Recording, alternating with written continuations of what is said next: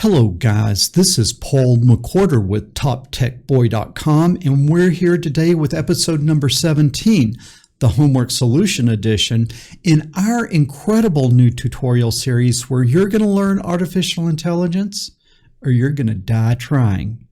What I'm going to need you to do is pour yourself a nice glass of ice cold coffee. That would be straight up black coffee, poured over ice, no sugar, no sweeteners, none needed. And as you're pouring your coffee, as always, I want to give a shout out to you guys who are helping me out over at Patreon. It is your support and your encouragement that keeps this great content coming. You guys that are not helping out yet, look in the description down below. There is a link over to my Patreon account. Think about hopping on over there and hooking a brother up. But enough of this shameless self-promotion. Let's talk about what I am going to teach you today. And what I'm going to show you is I'm going to show you my solution to the homework assignment that I gave you in lesson number 17. And what that was to kind of automate the training of our facial recognition model, where you don't have to go in and change the code every time you want to train on a different group of faces. Or if you want to train on some new faces, all you got to do is just drop those images into your known folder and it will train on those. The second part of it was to separate this into two different programs. The first program does the training, and then the second program just runs the facial recognition software. That way, every time you run it, you don't have to go in and wait for the model to retrain. So those are the kind of two things we were going to do today.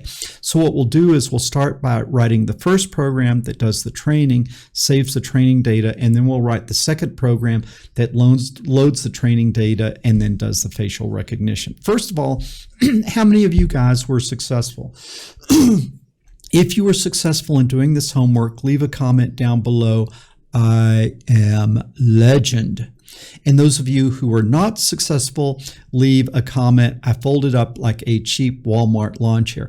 Guys, there's a lot worse things than folding up like a cheap Walmart lawn chair. The worst thing is you didn't even try. So we're going to have a third category. I sat around and watched silly cat videos on YouTube or played video games rather than even trying. Okay, if you tried and failed, you're going to learn, and learning is what it's about. So yeah, we feel good when we get it working on our own, but don't feel bad if you couldn't make it work. You're going to look at what I do, and then you're going to kind of understand it. But get up, try again. Never feel bad if you fail on these things.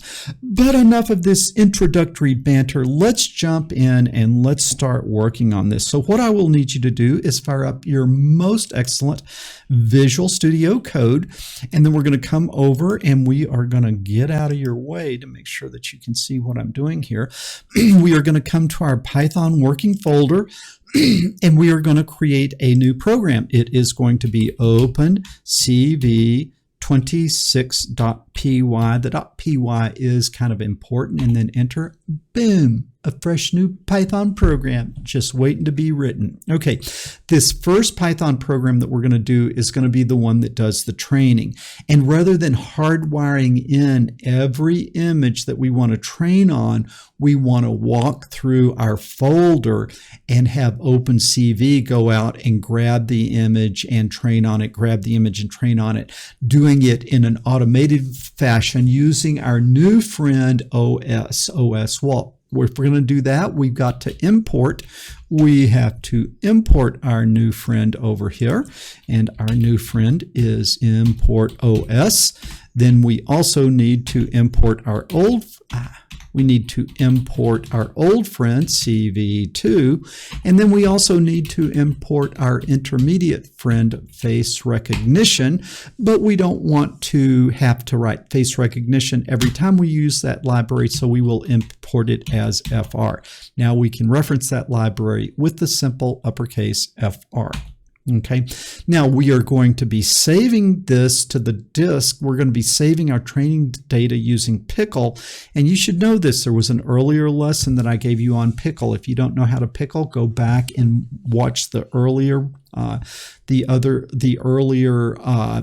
video in this series where I show you how to Pickle. But we will need to import that Pickle. P-I-C-K-L-E. That's a really hard word to spell. If you spell it as P-I-C-K-E-L, it doesn't work. Speaking from experience, I did that, yes. And then what I do like to do is I always, just for good measure, like to print the version of CV2 that we're doing, __ version. I don't know why, but I just like doing that.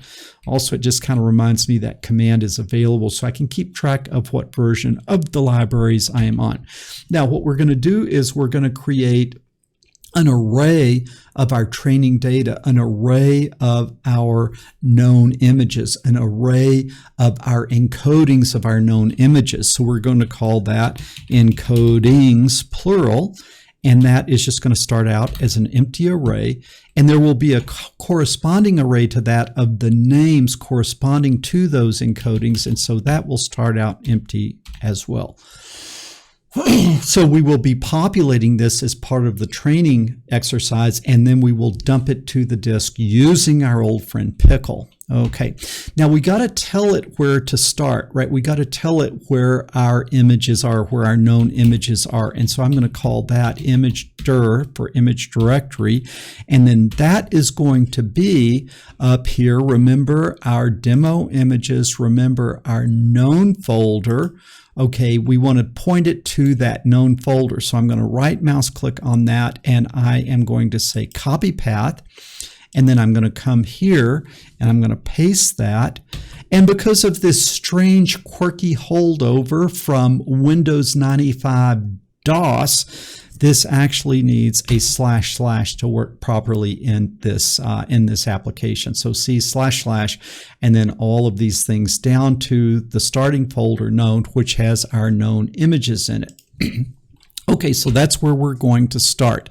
Now, what we're going to do is we're going to walk through that folder using our friend os.walk. And what it will do is it will go to where we told it to start, image directory, and it will walk through every file in there doing what we want.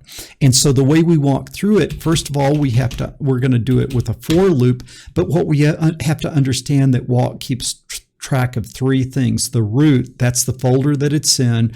Then the dirs, those are the folders that are underneath root, immediately underneath the root. And then files, those are the files. And so we've kind of got to walk through it using that same data structure, even though we know there's no dirs inside of known, there's no directories or folders inside of known. And we also just sort of know this is a single level thing. We have to use the full-blown data model that os.walk does. So it's going to keep track of root. So we're going to step through root. We're going to step through dirs, the directories in root, and we're going to step through files.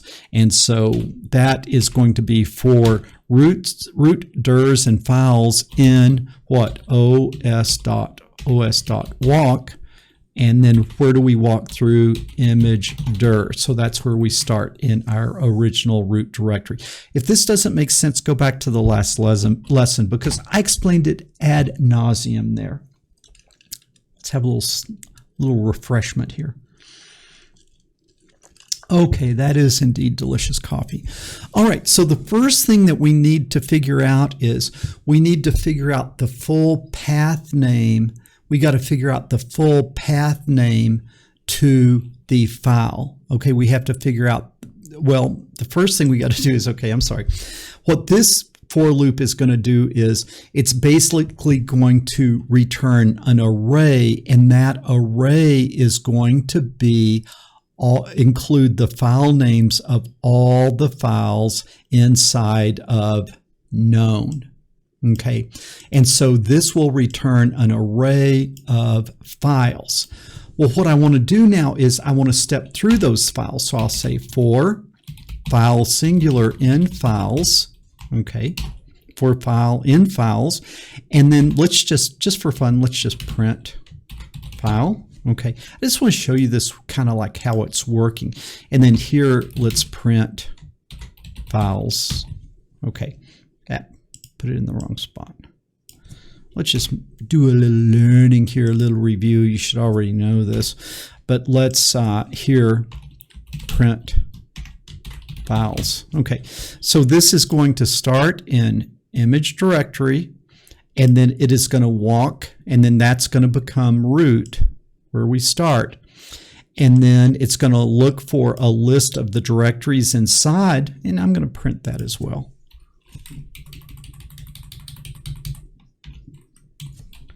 Print dirs. Okay. Now what do we know? There's no directory, so that should just be an empty, just an open, close, an empty array, and then it's going to return an array that has all the file names, and then it's going to step through those file names and it's going to list them one file at a time. So let's just see if that works. Just make sure the universe is what we expect here. Okay, now let's look at this. Boom. Okay, the first thing is it returns the directories that are inside of our root, are inside of our image directory. I know I get digressed, but let's print root just for good measure. Now root should be image directory.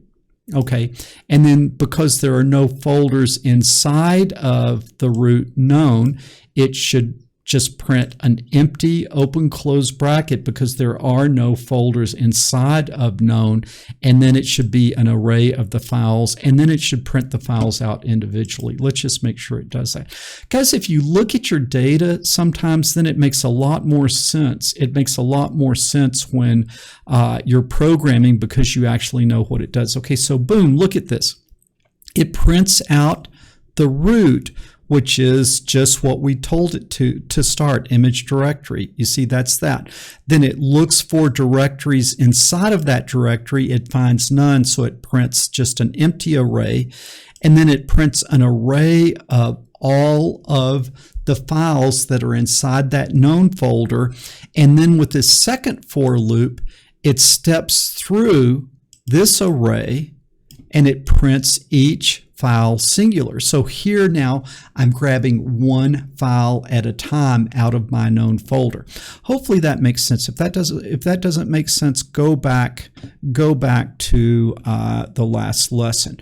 Okay, so we did a bunch of just waste of time stuff, but just want to review what we're doing. So you understand we're now stepping through the files that are inside of that known folder.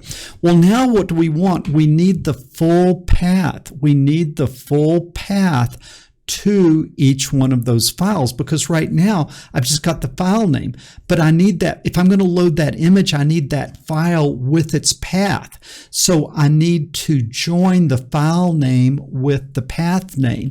And so what I can do is I can say then full file path is going to be equal to OS, the library, and then path, and then what do I want to join? I want to join what? I want to join the root, okay, and I could probably either call it root or I could call it image dir, either, I would think, but I'm going to join the root with the file. And if I join root with file, then I should have the complete path and file name all the way down to something that I could load. And in fact, I really need to quit going so slow here, but now let's print full file path. And so this should have the file name on the end of the path. So that would be something that we could actually load. Okay, and boom, do you see here? We have a path all the way to and including the file name. So that's kind of what we want. So now we've got that full path. What can we actually do? We can actually load that. So what I'm going to do is I'm going to say my picture is equal to fr.load image file. And because I'm doing this, remember the JPEG is in RGB. And then when I load it with the FR method, then it loads it as RGB. So I don't need to convert to RGB. And because I'm not showing it, I don't need to convert it to BGR. I'm just living in RGB land in this particular program. If I was showing it in OpenCV, I would need to convert it to BGR. But what do I want to load? Well, it is simply the full file path that we did. So now I've got the picture. All right. Now what I need to do is I need to get I need to go ahead and I need to encode that. And so I'm going to say my encoding singular because I'm going to encode just the one face in the particular my picture. This is one of my training pictures. I'm going to encode that. So encoding is going to be equal to fr dot face encodings like that of what? My picture. Okay, so now I've got the encoding of the face in the file. Okay, and then it's going to step through all the files. All right, so I've got the encoding. Well, now what else do I need? Well, I need the name. I need the person's name. And remember, I might know, like, what was it, file? The file variable would have maybe Paul space McWhorter.jpg, but I want the actual name, so I want to strip that .jpg off of there. There are different ways of doing that. To me, the easiest way to do it is I'm just going to say my name is going to be equal to the os.path, okay, split text, one T. It's not split text, it's one T in there, and that is a horrible thing to try to debug if you put the two T's in there. I would have made this method with two T's, but the guys that wrote it, they didn't consult me, so they used one T. So it's split ext, and then what I want to split the file name. Okay, and what that's going to return is an array with, like, the first position is going to be Paul space McWhorter and the second position is going to be JPG. Well, what do I want? I want the first position, which is the 0 element. And so now I should actually have the name and I should have the encodings. And so what I'm going to do now is I'm going to encodings, that is the plural, that's the array of encodings dot. What do I want to do? Append. What do I want to append to it? The singular encoding. So encodings is going to just build, where it is an array with all of the encoding singular in it. Okay, all the different singular encoding in it. And similarly, I need to names plural dot append the last name. And so now I'm going to have an array of encodings. I'm going to have an array of names, and the names are going to be in the same order as the encodings. So they're going to work together very nicely. And there, I just do it as simple as that. Now, I do believe that should train this thing. I'm going to run it just to make sure I don't have a typo in there. Okay. Yeah, and it's stepping through there. And this time it's going slower because it's training on each one. Okay, and let's see if we can go through and train without an error. Okay, trained without an error. Now what do I need to do? I need to pickle that data. So I'm going to do this out of that for loop, outside of that for loop, because after everything is completely done, then I'm going to say with, what am I going to open? I'm going to open my file, which is going to be train.pkl. Now, where it's going to put this is it's going to put it in my main working folder in Visual Studio, which is this Python folder. Okay, and if you're following along in this class with me, you'll be set up like I am, and it'll work like that. If you are not set up like me, probably the best thing is to put the full path name here so that you specifically put this file on your disk where you want it.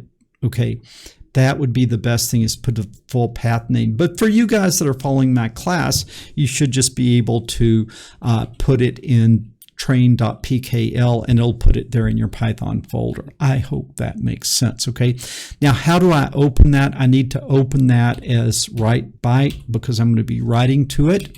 Okay, and that's going to be like that, and so I'm going to open that as F. You could open it as kitty litter box, but I think F would be easier to type every time, so I'm going to call this object F. And now what I want to do is I want to pickle.dump, and what do I want to dump? I want to dump my names array to F, okay, and then I want to pickle.dump, and I want to dump my encodings plural to F. Make sure you're dumping the full names plural array and the full encodings plural array. And so now that should put that training data in a pickle file. So let's run this and see if that works. Okay, it's working its way through. It is training. Take a little coffee here while we're waiting. Okay, now what is the good news? Over here in my Python working folder, I now see a file that is called train.pkl. So it went through, it did the training, and it saved the training file. There could still be an error in here, but it looks pretty good. I think probably that would work. So now what do we need to do? We need to write our other program. So we come back to our Python working folder. We're going to add a file. It's going to be OpenCV-27.py. The .py is kind of important. And then here we have a new fresh program just waiting to be written. And I think I'm going to go ahead and I ran the OpenCV 26 already. You know what? I hate it when I don't do things exactly the same. So I'm going to fix that. OpenCV-26. All right. And now 27 is there, and we're going to write 27. Okay, 27 is very similar to the homework solution in 26. And so what in lesson 16. And so what I need you to do is go to the most excellent www.toptechboy.com, and let's start with the solution that we had there. And you can search on AI for Everyone homework solution, face recognition with live video. Search on that and you will come to this lesson, okay? And you can see it is the homework solution for lesson 16, so you know you're on the right lesson. And then here is the code. I'm going to copy that code because I don't want to write all of this code from scratch. So I'm going to Control V and I'm going to paste that. Now what was different on this one, every time we ran it, we were training on these faces that we hardwire in. Okay, so we don't want to do it that way anymore. We're going to take that training stuff out. All the things that you trained on, we're going to take those out. And then where are we going to get our training data? And also, we don't build those things like this. So I'm going to comment that out and comment that out because we're going to load those. Now we can load them into arrays that are named differently than what we save them as. The array name, it doesn't matter. Okay, but we've just got to make sure that I load it into the array that the rest of the program is expecting. And so what I like to do is I know that the rest of the program was expecting an array called known encodings and an array called names. And remember, I do believe that we save names first in the program 26. So what do I need to do here? What I need to do is unpickle it. So I'm going to say with open, what do I want to open? Train.pkl. And remember guys, if you put the full path when you saved it, you need to put the full path when you load it. So just remember not to get messed up on that. And then now we're going to do a read byte. So RB for read byte. Remember when we saved it, we did a WB. When we read it, we're going to do an RB. Okay. And then as F again. Okay, and then what we are going to do is we're going to load names. So names is equal to pickle.load. Where do we want to load from? F. And I misspelled pickle there. Okay. What's wrong with that? P-I-C-K-L-E. P-I-C-K-L-E.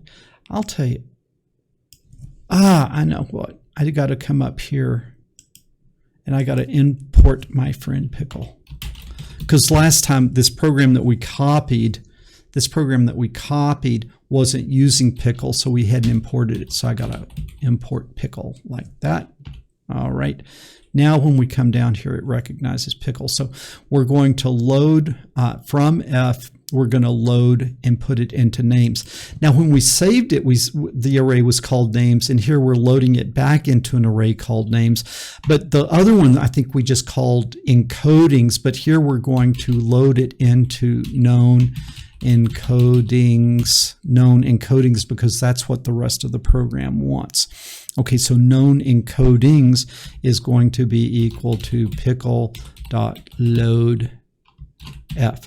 So you can see what matters is that you've got to, like if you dump them in a certain order, you have to load them in the same order. So we dump names first, so we got to load names first.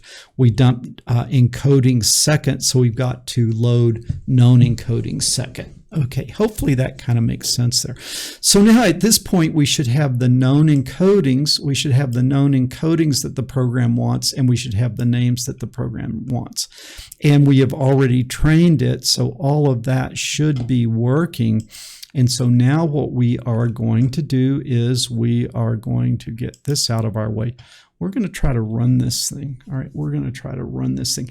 And it should run pretty fast. You know why it should run pretty fast? It should run pretty fast because it's not going to have to train this time. We trained it when we wrote program 26. So let's run this and see what happens. Okay, it's loading up. Whoa, train.pickle. Did you guys see that? Rookie mistake. Train.pkl. I was so busy talking to you about path names, I didn't get my spelling done right. Okay. So let's see here.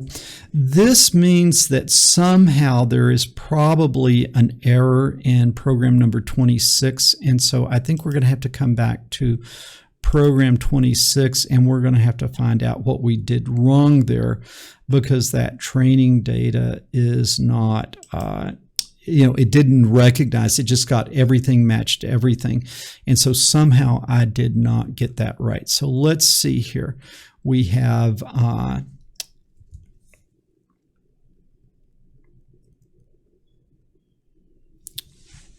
let's see, we have the full path. So that looks good. And then we have the name. We printed that, so that looks good. And then we are, oh, I see what I did. Okay. When I did encoding and I did the face encodings, my picture, remember that returns an array of encodings. And we've got to strip that outside off, and we just get then the singular because we know that there's just one thing. This is something I explained very, very great depth in lesson number 16. It returns an array of encodings, and encoding singular, we want the one because we know there's just one picture. So that would be element 0, like that. Okay. And I put the 0 on the next one, but I missed it there. All right, so now we're going to need to retrain because that pickle file was not right because of that data error. So it's going through and training. So it didn't throw an error because it was just building the data. It's building that array like I told it to, but it was building an array of arrays of arrays. So it was a shape mismatch on the data would be what I guess. And so now we're going to come back to 27 and we're going to hope that it runs now. Okay, boom, look at that. It is running. It fired up really fast, right? It fired up really fast. Why? Because it didn't have to train. And now let's see if we could just find some other people. I unfortunately don't have people in the household right now, so let's just see if this motley crew. Okay, boom, Mike Pence, Donald Trump, and Nancy Pelosi are all being recognized. And then I come back here and Paul McWhorter is being recognized. What? Did that think I was Mike Pence? Oh, no. Okay, so anyway, it is now recognizing me and I will quit out of that. Probably at this point I should take all these print statements out because really printing is fairly resource intense, and so it's better to take those print statements out. It might run a little bit faster. Okay, it looked like I was probably operating at 2 or 3 frames a second there. At this point, if you really wanted to run faster, there would be 2 choices you would have. One would be to get a Jetson Nano and then run this on the Jetson Nano, which has like 128 parallel processors, 128 CUDA cores that it runs on. And so something like this would run really fast, probably 15 or 20 frames per second on the Jetson Nano. And you could run fast that way. Or if you have a nice desktop PC and you want to run fast on it, you have to go back and you have to build OpenCV from source to run on your graphics card. Now that is beyond the scope of what I can show you in these lessons, because everyone has a different model PC, everyone has a different graphics card, and there's no way that I can like show you a simple set of instructions that would work for everyone. The easiest thing if you wanted to run fast would be to get a Jetson Nano, or you can dive in and see how to compile OpenCV and face recognition and dlib and all that stuff from source to run on your graphics card. And then on a modern, like if you have a good NVIDIA graphics card, you could probably run at close to 30 frames per second doing that. But for most applications, like if you wanted to put this on your like if you wanted to build something where you had a smart doorbell that had a little camera out at your front door and sort of recognized who was out there, you could do something that would recognize who was out there, email you or text you or something like that, that there's someone at the door and it's this person, or there's an unknown person at the door.